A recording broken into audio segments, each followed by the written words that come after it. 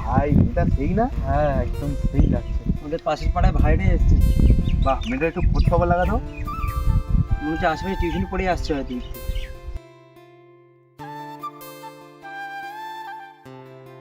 ও ভাই, এটা সেই কালকেকার সেই মেয়েটা না? হ্যাঁ তো। এ ভাই, একটু শোন তো, এই মেয়েটা তোর কে হয়? ওর নাম্বারটা দিতে পারবি আমাকে? কি আমি বলে দিচ্ছি। ঠিক আছে। শোন,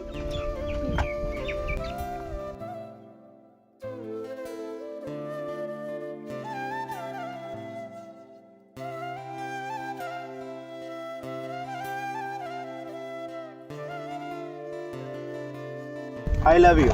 এইভাবে রাস্তা বের দিয়ে কে প্রপোজ করে? কেন আমি? একটা শর্তে রাজি হতে পারি। বলো। এই গ্যাং ছেড়ে দিতে হবে, দিয়ে ভদ্রভাবে চলে বেরোবে। আমি সব ছেড়ে দিতে পারি তোমার জন্য।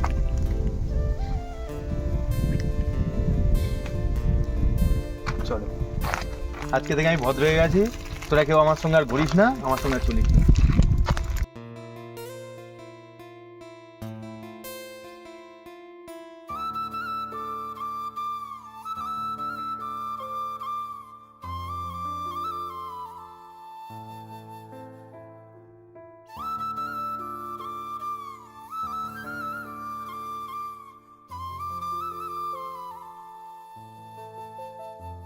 নদীর পাড়টা কেমন লাগছে বলো? খুব সুন্দর নদীর পাড়টা। এখানে সবাই এসে আড্ডা মারে, ও। বন্ধু বান্ধবরা। তুমিও তাহলে আসো এখানটায়। হ্যাঁ, মাঝে মাঝে আসি তো। অনেকক্ষণ তো আসলাম, একটু দাঁড়াও, কিছু আনবো।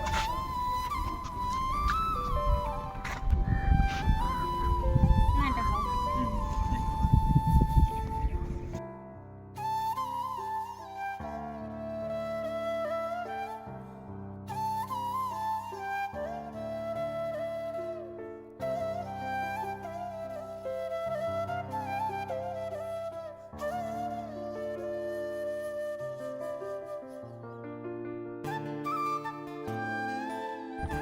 আরে ভাই রাজা কি আবার?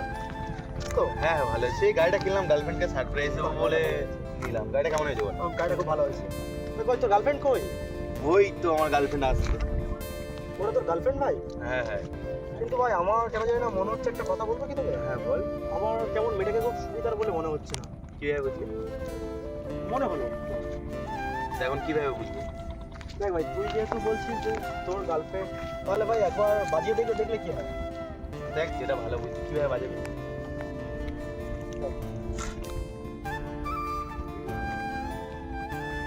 এইভাবে বিষয়টা করলে কি হয়?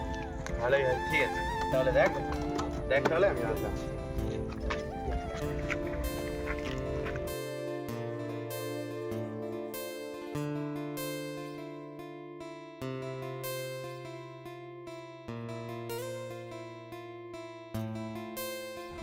হ্যালো, এক্সকিউজ মি ম্যাডাম, হ্যাঁ বলুন। তোমার নাম্বারটা কি পাওয়া যাবে? হ্যাঁ পাওয়া যাবে। গাড়িটা কার? গাড়িটা আমার। নিন নাম্বার নিন। হ্যাঁ বলুন আপনার নাম্বারটা।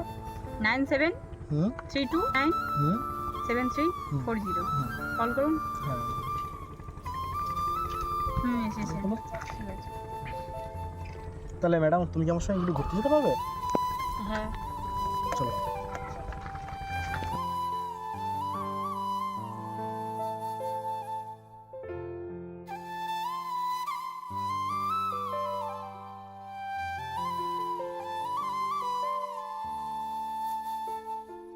বাহ বাহ, তুমি যেটা ভাবছো সেটা কিন্তু নয়।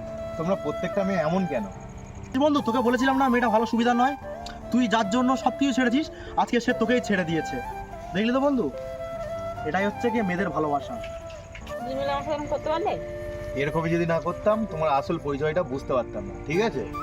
সময় থাকতে মূল্য দিতে শেখো প্রিয়, কারণ আজ তুমি যেই ছেলের ভালোবাসা নিয়ে ছিনিমিনি খেলছো, একটা সময়ের পর সেই ভালোবাসাটা তোমার সাথে ঠিক এমনটাই কেউ করবে। তখন বুঝবে ভালোবাসার মানে।